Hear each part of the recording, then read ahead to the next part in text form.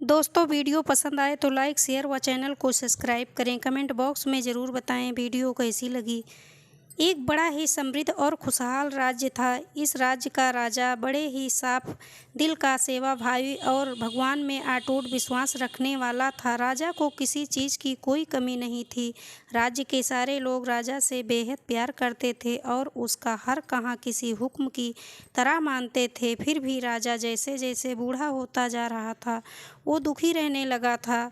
राजा के दुख का कारण था उसे पुत्र न होना। हालांकि राजा की एक पुत्री थी जो कि बड़ी हो चुकी थी और उसके विवाह का विचार भी अब राजा करने लगा था। राजा अपने बुढ़ापे में संन्यास लेकर प्रभु भक्ति करना चाहता था, लेकिन उसके सामने सबसे बड़ी समस्या यही थी कि राज्य की बागडोर किसे सौंपी जाए। एक रात इसी चिंता में राजा काफ़ी देर तक भगवान का नाम जपते जपते सो गए। उस रात राजा को सपने में भगवान के साक्षात दर्शन हुए और उसे उसकी समस्याओं का समाधान मिला।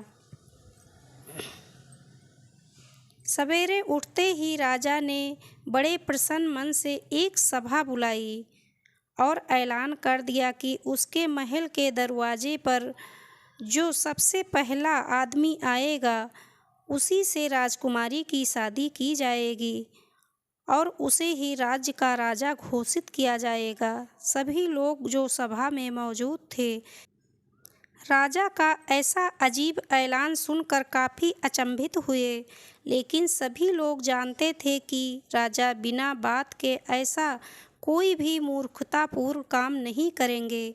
इसीलिए उन्होंने राजा को ऐसा करने का कारण पूछा। राजा ने अपने रात के सपने के बारे में सबको बताया तो सबके मन का संदेह दूर हो गया।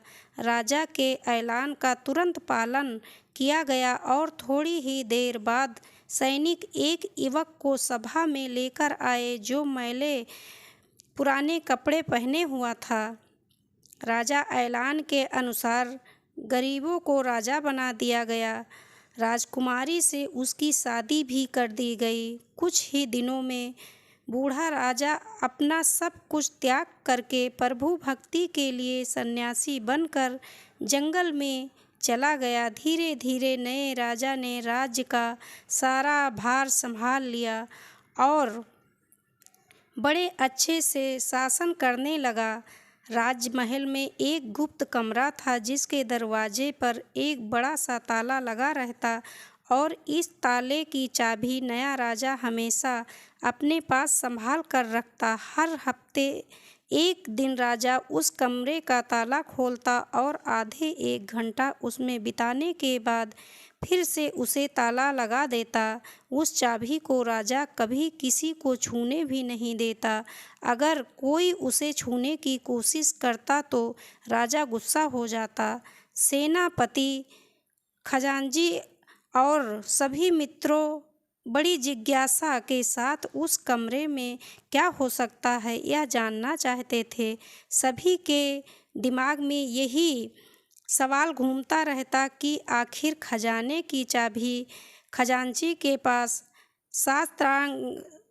शास्त्रागार की चाबी सेनापति के पास और सभी जरूरी दस्तावेज रखे कमरे की चाबी मंत्री के पास हैं, तो आखिरकार राजा उस गुप्त कमरे की चाबी अपने पास क्यों लिए फिरते हैं और आखिर उसमें क्या ऐसी कीमती चीज़ है जो राजा किसी को नहीं बताते।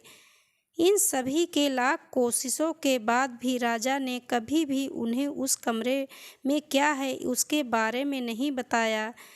इन सभी ने जाकर इस बात की खबर रानी के कानों तक पहुंचा दी। रानी को भी जिज्ञासा हुई कि ऐसी कौन सी रहस्यमयी बात है जिसे राजा अपनी धर्मपत्नी से भी छुपा रहे हैं।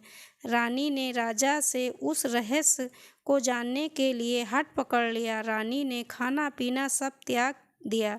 आखिरकार स्त्री हठ के आगे राजा को हार माननी पड़ी। राजा रानी, मंत्री और सभी सभासदों के साथ लेकर उस कमरे के पास पहुंचा और पहली बार सबके सामने उस कमरे को खोला।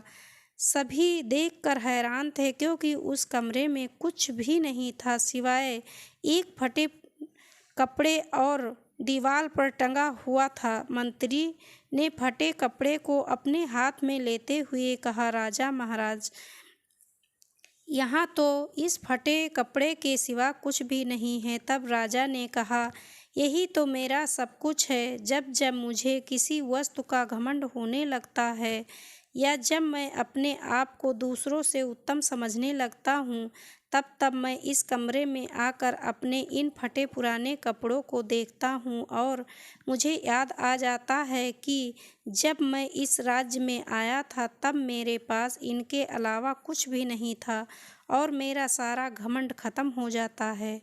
तो दोस्तों, हमारी ये वीडियो आपको कैसी लगी कमेंट बॉक्स में ज़रूर बताना। वीडियो को ज़्यादा से ज़्यादा लाइक शेयर, चैनल को सब्सक्राइब करें। धन्यवाद।